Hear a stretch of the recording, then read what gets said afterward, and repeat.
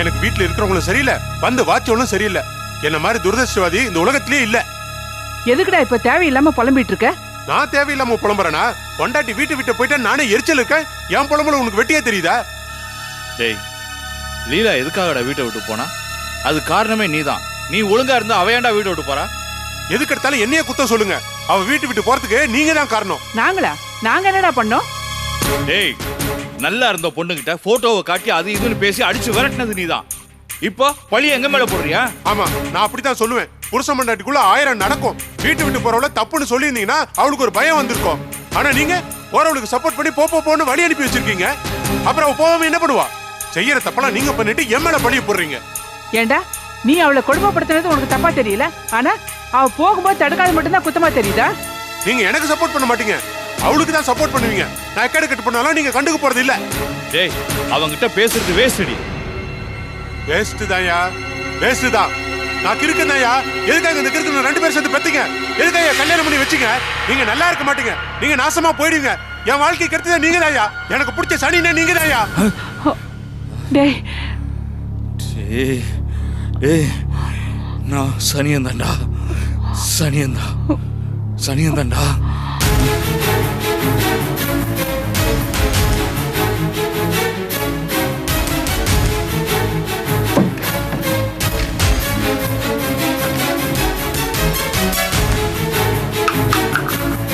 என்னங்க என்னங்க பண்றீங்க நீங்க?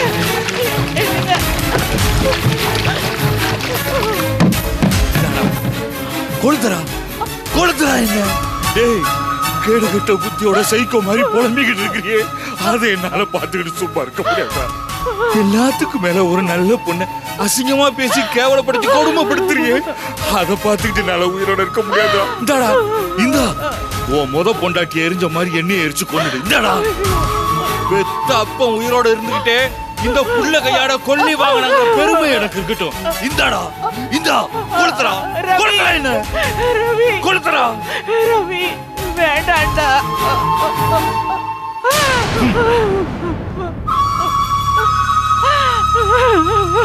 போடா போ, அந்த போட்டோ எடுத்து வச்சுட்டு மறுபடியும் பைத்தியம் மாதிரி புலம்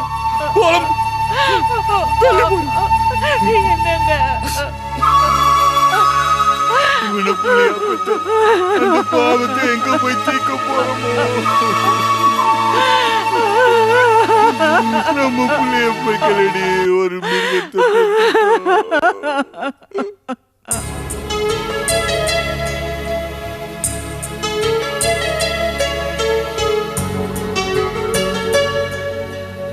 இவ்வளவு நடந்ததுக்கு அப்புறமும் எனக்கு என்ன ஒரு வருத்தம்னா, நீங்க இல்லாததுதான்.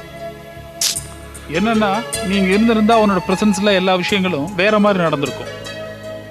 என்ன பேசுறதுன்னு எனக்கே புரியல. உண்மையில நீங்க சொல்றதெல்லாம் கேட்கும்போது அம்மாவை நினைச்சாலே பத்திக்கிட்டு வருது சந்தோஷ். பாவம் உங்க சரோனி, அவங்க கை குழந்தைய வச்சுக்கிட்டு இந்த ஹாஸ்பிட்டல்ல அங்க இங்கேயும் அலைஞ்சாங்க புருஷனை பார்க்க. ஆனா உங்க அம்மா கடைசி வரைக்கும் அவங்கள உள்ள விடவே இல்லை. It's a blunder. ஏன் சந்தோஷ், நான் உன்னை கேட்ட தப்பா நினைச்சுக்க மாட்டீங்களே? என்ன இல்ல, நான் அன்னைக்கு வீட்டை விட்டு போன போது கூட அம்மாவுக்கு உங்க மேல மதிப்பு, மரியாதை, பயம் எல்லாம் நிறைய இருந்துச்சு. நீங்க ஏதாவது பேசி இதை சரி பண்ணிருக்க கூடாதா? நானும் உங்க அம்மா கிட்டையும் தங்கச்சிகிட்டையும் இது விஷயமா சண்டை போட்டேன். ஆனா அவங்க ஒரு விஷயத்த சொல்லி என்ன டோட்டலா ஆஃப் பண்ணிட்டாங்க. என்ன உங்க தங்கச்சி இருக்காங்களே, நீங்க அண்ணன் மாணிக்கத்தோட செலவெல்லாம் ஏத்துக்கங்க, அந்த சரளாவை நாங்க உடனே அனுப்பிடுறோம்னாங்க. அங்கேயே நான் ஆஃப் ஆயிட்டேன். ஏன்னா எனக்கு எந்த ஜாபோ எந்த பிசினஸோ கிடையாது. எனக்கு மட்டும் ஒரு ஜாபோ பிசினஸோ இருந்துச்சுன்னு வச்சுக்கோங்களேன், மாணிக்கத்தோட மெடிக்கல் செலவு பூரா நான் ஏத்துட்டு இருப்பேன். ஆனா எனக்கு என்ன ஒரு வேகம்னா, அந்த சரளா இருக்கால, அவளை என்கிட்ட மட்டும் காசு இருந்துச்சுன்னு வச்சுக்கோங்களேன், அவளை ஓட ஓட விரட்டி இருப்பேன். அவ என்ன பண்றான்னா, நீ மெடிக்கலுக்கு போய் அதை வாங்கிட்டு வா இதை வாங்கிட்டு வான்னு வேலையை ஏவுறா. என் குவாலிஃபிகேஷன் என்னன்னு தெரியுமா அவளுக்கு? Bloody pitch. ஆனா என்ன, மாணிக்கத்துக்காக இந்த விஷயம் எல்லாத்தையும் நான் பொறுத்துக்கிட்டேன். தேங்க்ஸ் சந்தோஷ். என்ன விடு செல்வம், என்னோட கேரக்டருக்கு இது ரொம்ப சாதாரண விஷயம். பாவம் அந்த சரோ, அவங்க கை குழந்தைய வச்சுட்டு புருஷனை பார்க்க அலையிறாங்க. அவங்கள போய் ஜோசியம் அது இதுன்னு சொல்லி இப்படி வெளியில விரட்டி விட்டுருக்காங்களே, இட் இஸ் ஹைலி இடியாட்டிக். ஐயோ, அதான் சொல்றேனே, நான் இதை வேணும்னு செய்யல. அன்னி கல்யாணம் எங்க வீட்டுக்குள்ள வந்த அன்னிலேருந்து பிரச்சனை மேல பிரச்சனை தான் எங்க அன்னிக்கு. சரி அட்லீஸ்ட் தனி கொடுத்தன போனாலாவது கொஞ்சம் நிம்மதியா இருப்பாங்கன்ற ஒரே காரணத்துக்காக தான் நானும் அந்த கிழவிமா சேர்ந்து அந்த ஜோசிக்காரனுக்கு பணத்தை கொடுத்து ஏற்பாடு பண்ணோம். இது இப்படி போய் முடியும்னு கொஞ்சம் கூட எதிர்பார்க்கல. சரி அதெல்லாம் ஓகே. ஒரு விஷயம் தெரியுமா, அந்த சரளா இருக்காளே, அவ 1000 தான் கேவலமான ஒரு கேரக்டரா இருந்தாலும் ஒரு விஷயம் சொன்னால அது உண்மை. என்ன? அதாவது உங்களுக்கு தேவைன்னா யாரை வேணாலும் யூஸ் பண்ணிக்குவீங்க, தேவையில்லைன்னா தூக்கி எறிஞ்சிருவீங்கன்னு உங்க அம்மாவை பார்த்து சொன்னால அந்த விஷயம் உண்மை, 100% உண்மை. சரோவா இருக்கட்டும் சரளாவா இருக்கட்டும், உங்க அம்மா தேவைன்னா யூஸ் பண்ணிக்குவாங்க, இல்லைன்னா கழுத்தை பிடிச்சி வெளியே தள்ளிடுவாங்க. நான் நினைக்கிறேன் உங்க அண்ணன் மாணிக்கம் கூட அந்த கைண்ட் ஆஃப் கேரக்டர் தான்.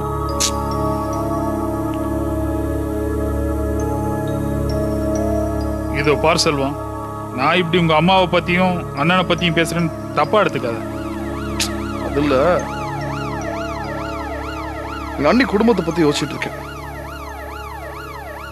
கல்யாணம் ஆனன்னில இருந்து எங்க அண்ணி மட்டும் இல்ல, அந்த குடும்பத்துல எல்லாருமே கஷ்டப்படுறாங்க.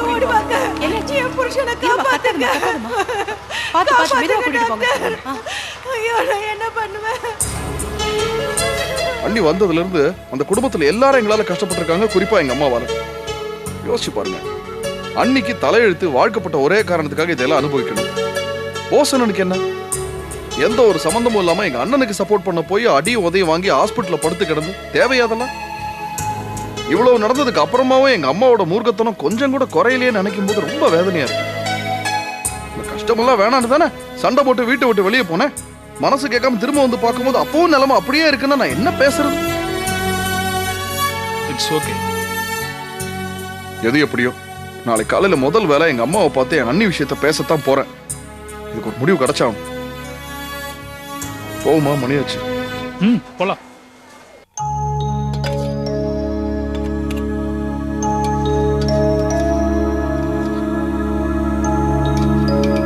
சரு, மாமாவுக்கு பூரணமா குணமாகிற வரைக்கும் சாப்பாட்டுல காரம் சேர்க்க வேணாம். சரி அக்கா, கீரையை பொரியல் பண்ணட்டுமா இல்ல குழம்ப வச்சுட்டுமா? பொரியல் பண்ணலாம், ஆனா பச்சை மிளகாய் கம்மியா போடு. விஜய், கொஞ்சம் தண்ணி கொண்டாமா. இந்த விஜய் பொண்ணை எங்க காணோம்? நானும் ரொம்ப நேரமா பாத்துட்டு இருக்கேன், ஆளையே காணோம். நானும் பாக்குறேன், நேத்துல இருந்து அவ ஒரு மாதிரியாவே இருக்கா. இருங்க நான் போய் பாத்துட்டு வரேன். இருங்கக்கா, நானும் வரேன். இருடி, நானும் வரேன். ஏய் பவன், ஸ்டவ் பாத்துக்கோ, அப்பாக்கு தண்ணி கொடு. சரிக்கா.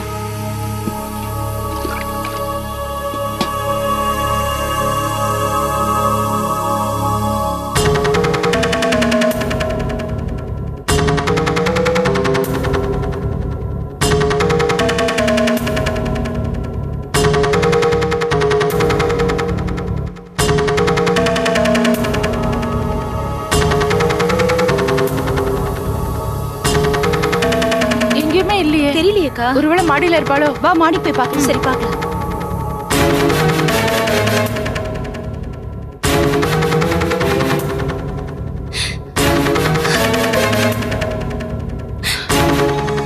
விஜி,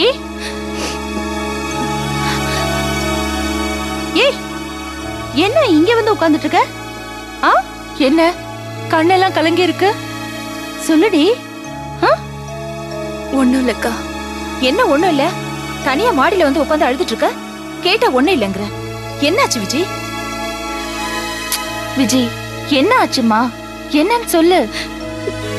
அக்கா, லீலா சொன்னதை கேட்டு என் மனசு பாதிச்சிருச்சு.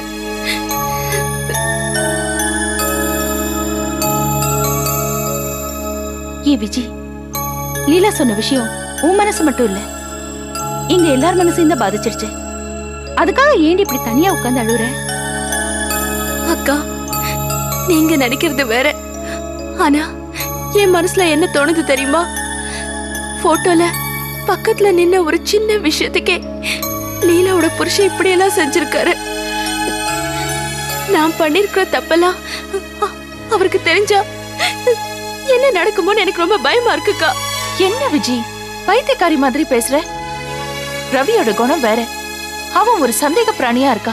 ஆனா கோபி அப்படி இல்ல. நீ நினைக்கிற மாதிரி எதுவுமே நடக்காதுமா. இல்லக்கா, எனக்கு என்னமோ பயமா இருக்கு. இப்ப நீ எதுக்காக பயப்படுற? நீ இப்ப கோபியோட எந்த பிரச்சனையும் இல்லாம சந்தோஷமா தானே இருக்க. பிரச்சனை எதுவும் இல்ல. ஆனா நான் சந்தோஷமா இல்லக்கா. என்னடி சொல்ற?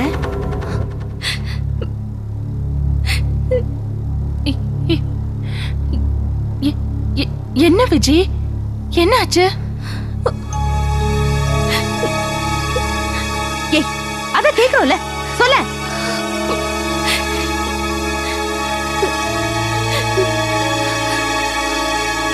நானும் சந்தோஷமா இல்ல, அவரையும் சந்தோஷப்படுத்த முடியல. சந்தோஷமா இல்லைன்னா என்னடி அர்த்தம்? உங்களுக்குள்ள ஏதாவது சண்டை இருக்கா? ஏய், விவரமா சொல்லுடி.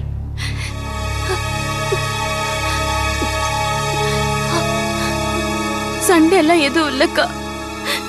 நாங்க உண்மையான புருஷ பொண்டாட்டியா வாழல. எங்களுக்குள்ள எந்த தாம்பத்தியமும் நடக்கல. நாங்க உண்மையான புருஷ பொண்டாட்டியா வாழல.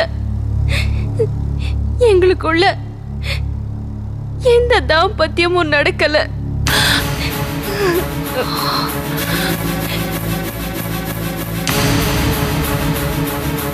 அடி பாவி, என்னடி இப்படி ஒரு குண்டை தூக்கி போடுற?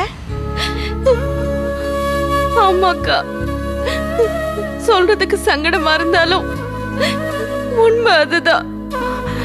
இத்தனை நாள் எதுக்குடி எங்ககிட்ட மறைச்ச? ஏன் எங்ககிட்ட சொல்லல? இது எப்படி சொல்லிக்கிற மாதிரி விஷயமாக்கா? இப்ப கூட என்ன மீறிதான் இந்த விஷயமே வெளியில வந்துச்சுக்கா. என்ன விஜய் இது? இதெல்லாம் ரொம்ப தப்பு விஜய். இதுக்கு என்ன காரணம்? அக்கா, இதுல முழுக்க முழுக்க தப்பு என்னோடதுதான். அவர் மேல எந்த தப்பும் இல்ல. பாவம்க்கா, அவரு மத்த ஆம்பளைங்க மாதிரி இல்ல. என் மேல உயிரே வச்சிருக்காரு.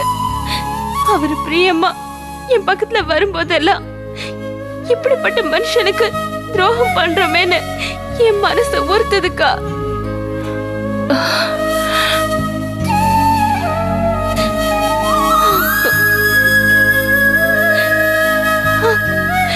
குற்ற உணர்ச்சியால என்னால சகஜமா இருக்க முடியலக்கா. அதனாலதான் என்னால சந்தோஷமாவே இருக்க முடியல. அவர் நிம்மதியை கெடுத்து நானும் வேதனைப்பட்டுக்கிட்டு ரொம்ப போலியான வாழ்க்கை வாழ்ந்துட்டு இருக்கேன்க்கா. ஏன் விஜி, ஏன் தேவையில்லாம நீயே உன் வாழ்க்கையை கெடுத்துட்டு இருக்க? இல்லக்கா, என்னைக்காவது ஒரு நாள் உண்மை தெரிஞ்சு அவரு என்ன நிரந்தரமா ஒதுக்கி வச்சிருவாருன்னு எனக்கு பயமா இருக்குக்கா. அப்படிலாம் ஒண்ணுமே நடக்காது கோபி. அப்படி இல்ல, நீ என் வார்த்தையை நம்பு. என்ன சமாதானப்படுத்துறதுக்காக தானே நீ இப்படி எல்லாம் சொல்ற? இல்ல விஜய், கோபி நீ நினைக்கிற மாதிரி இல்ல. நான் இதை ஏன் இவ்வளவு தெளிவா சொல்றேன்னா, கோபி நிர்மலாவை பொண்ணு பார்த்துட்டு எனக்கு நிர்மலா வேண்டாம், விஜய் தான் வேணும்னு சொன்னப்போ இதனால குடும்பத்துல பிரச்சனை வர வேண்டான்னு நீங்க என் தங்கச்சியை கல்யாணம் பண்ணிக்கிறதுல நிறைய சிக்கல் வரும், நீங்க அவளை மறந்துட்டு வேற பொண்ணை கட்டிக்கிங்கன்னு நேர போய் சொல்லலான்னு ஒரு நாள் அவரோட கார்மெண்ட் ஃபேக்டரிக்கு போயிருந்தேன். அப்போ கோபி அவரோட ஃப்ரெண்டு கூட பேசிட்டு இருந்தாரு. அவர் ஃப்ரெண்டோட மனைவிக்கும் உன்ன மாதிரி ஏதோ கடந்த காலம் இருந்திருக்கு. அதுக்கு கோபி என்ன சொன்னாரு தெரியுமா? கடந்த காலத்தை நினைச்சு இப்ப இருக்கிற வாழ்க்கையை கெடுத்துக்காதேன்னு நிதானமா தெளிவா அவருக்கு எடுத்து சொன்னாரு. அதுக்கு அவரோட ஃப்ரெண்டு, மத்தவங்களுக்கு எடுத்து சொல்றதெல்லாம் சரி, அது தனக்குன்னு வந்தாதான் தெரியும்னு சொன்னாரு. அதுக்கு கோபி, என் வாழ்க்கையிலயும் இதே மாதிரி ஏதாவது நடந்துச்சுன்னா அதை நான் ரொம்ப சாதாரணமா எடுத்துப்பேன்னு சொன்னாரு. அதை கேட்டதுக்கு அப்புறம் தான் எனக்கு கோபி மேல ஒரு மரியாதையே வந்துச்சு. அவர் தான் உனக்கு சரியான மாப்பிள்ளைன்னு நான் அப்பவே முடிவு பண்ணிட்டேன். அக்கா, நிஜமாவா அக்கா சொல்ற? ஆமா விஜய், நான் பார்த்த மாப்பிள்ளை நிச்சயமா சோட போக மாட்டாரு.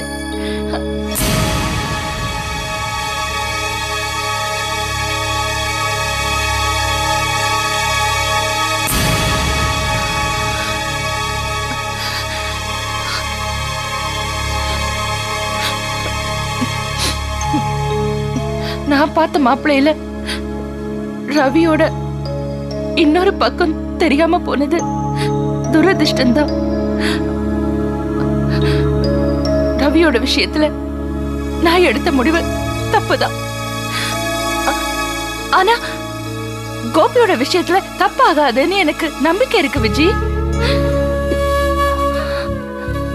எனக்கு என்னமோ மனசு சஞ்சலப்பட்டுக்கிட்டே இருக்குக்கா. இல்ல விஜி, கல்யாணம் ஆன பிறகு தாம்பத்திய உறவு இல்லைங்கிறது எவ்வளவு பெரிய விஷயம்.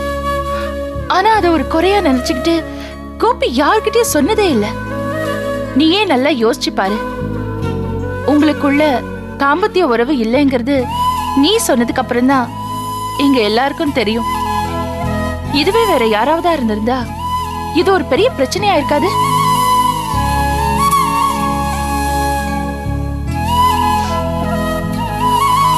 விஜி, இந்த ஒரு விஷயத்திலேயே கோபி எப்படிப்பட்டவர்னு உனக்கு புரியலையா?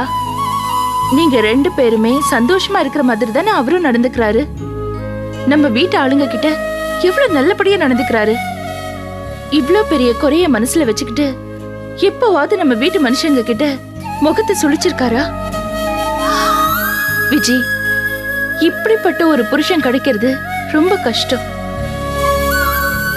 இந்த விஷயத்த வேணா கோபி பொருட்படுத்தாம இருக்கலாம். ஆனா அத அப்படியே விட்டுறக்கூடாது. ஏன்னா எல்லா ஆண்களோட புத்தி ஒரே மாதிரி இருக்கும்னு சொல்ல முடியாது. அதுக்கு சரியான உதாரணம் என் புருஷன்.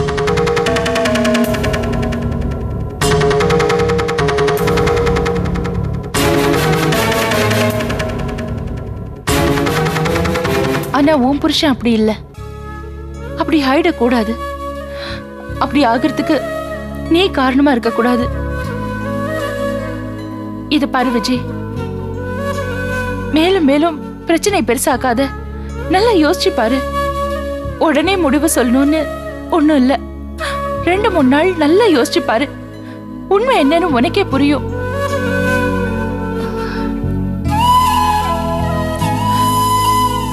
இது பாரு விஜய், நீ இங்க இருந்து கிளம்பி போகும்போது பழசையெல்லாம் மறந்துட்டு புது விஜயா போகணும். உன்னை உன் புருஷனுக்கு முழுசா கொடு. அவர் சந்தோஷப்படுவாரு. உன் வாழ்க்கையும் கெடுத்துக்கிட்டு அவர் வாழ்க்கையும் கெடுத்துக்கிட்டு கடைசியில ஒண்ணும் இல்லாம பண்ணிடாத. இது பாரு விஜய், இனிமே நீ சந்தோஷமா இருக்கணும். சரியா?